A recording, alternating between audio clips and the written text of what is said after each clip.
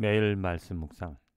오늘 10월 14일 열왕기상 17장, 에스겔 47장, 시편 103편, 골로새서 4장의 말씀을 읽으며 그 말씀을 묵상해 봅니다. 그리고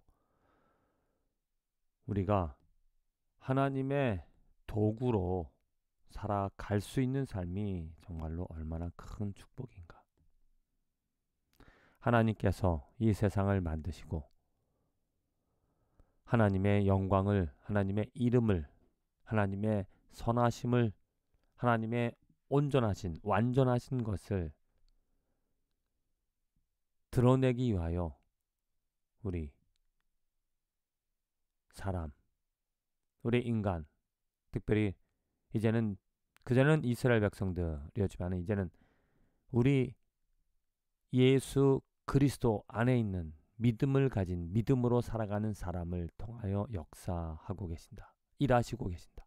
우리는 하나님의 일꾼으로, 하나님의 도구로 하나님의 뜻을, 하나님이 누구인지를 말하며 전하며 살아갈 수 있는 축복이 있다는 거죠.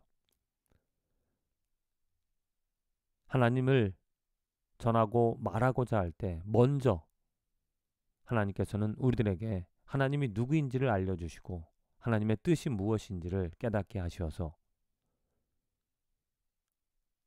그냥 말로만 하나님을 말하고 전하는 삶이 아니라 하나님을 경험하고 하나님과의 친밀한 관계를 맺게 하심으로 말미암아 하나님이 누구인지를 드러내게 하십니다.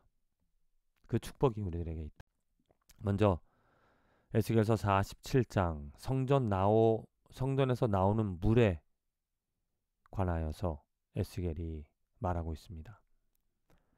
이 강물이 흐르는 곳마다 번성하는 모든 생물이 살고 또 고기가 심히 마르니니 이 물이 흘러감으로 바닷물이 되살아나겠고 강이 이르는 각처의 모든 것이 살 것이며 또 이 강가에 어부가 살 것이니 엔딕에서부터 에네글라임까지 금을 치는 곳이 될 것이라. 그 고기가 각기 종류를 따라 큰 바다에 고기같이 심이 많으려니와 그 진펄과 개펄은 되살아나지 못하고 소금 땅이 될 것이며 또 강 좌우가에는 각종 먹을 과실나무가 자라서 그 잎이 시들지 아니하며 열매가 끊이지 아니하고 달마다 새 열매를 맺으리니 그 물이 성소를 통하여 나옴이라. 그 열매는 악을 먹을 만하고 그 잎사귀는 약재료가 되리라.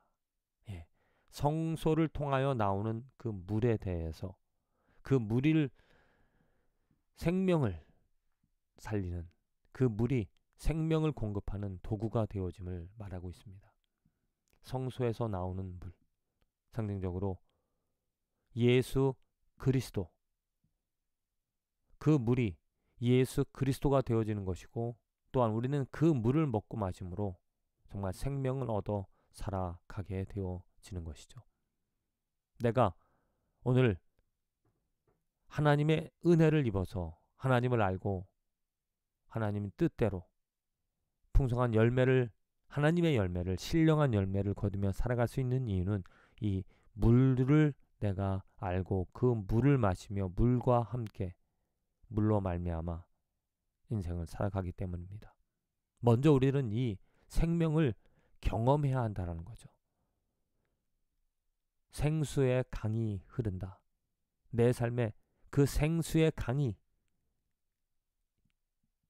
밀접하게 연관되어졌기 때문에 그 생수의 강이 뿌리가 내 발이, 내 마음이 연결되어져 있기 때문에 나는 생명을 얻어 정말 풍성한 삶에 만족을 가지며 살아간다. 먼저 하나님의 일꾼이, 하나님의 도구가 되기 위하여서는 이 생명의 생수의 그 힘을, 생수의 능력을 경험을 하는 것이, 그래야 그 가치를 알고 전할 수 있게 되어지는 것이죠. 에스겔서 17장입니다. 이제 그 왕들의 이야기 중간에 엘리야라는 선지자의 이야기가 기록이 되어져 있습니다. 하나님의 뜻을, 하나님의 일을, 지금 가뭄, 하나님께서 엘리야에게 그 가뭄에 대해서 말씀해 주시고, 또한 엘리야가 고통을 고난을 받는 가운데서 살 길을 먹을 것을 공급하여 주시며 엘리야 그 과부를 만나게 하심으로 생명을 유지할 수 있는 또 먹을 것을 얻을 수 있는 그 기회를 주시고, 또한 엘리야의 과부에게 하나님의 능력을, 그 아들을 살리는 그 능력을 보여줌으로 말미암아 그 과부가 이렇게 고백을 합니다. 여인이 엘리야에게 이르되 내가 이제야 당신은 하나님의 사람이시오 당신의 입에 있는 여호와의 말씀이 진실한 줄 아노라 하니라. 예, 엘리야가 그 아들을 살려 주었기 때문에 처음에는 그 먹을 것이 없었던 자기에게 다가와서 먹을 것을 주면 내 집에 그 통에 가루가 떨어지지 아니하고 그 병에 기름이 없어지지 아니하리라 이렇게 말했습니다. 근데 그것을 경험했을 때는 하나님의 아들이라고 고백을 못하였었는데 그 아들이 죽었던 그 아들이 다시 살아나는 것을 보고 살리는 그 엘리야를 보고 정말 당신은 하나님의 아들이다, 하나님의 사람이다, 아들이 아니라 하나님의 사람이다라고 또 그 입에 나오는 그 말하는 것이 하나님의 말씀인 됨을, 진실한 것임을 알게 되어진다 이렇게 고백을 하고 있습니다. 하나님의 사람,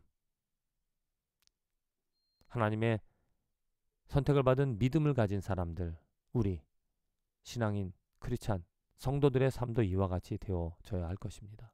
내 입에 나오는 말씀들, 그냥 거짓을 말하며 진실되지 못한 것들을, 미혹하는 말들을, 시기하는 말들을 행하며 살아간다라면은 누가 하나님의 뜻을, 하나님의 의로움을, 하나님의 사랑을 알 수 있겠습니까?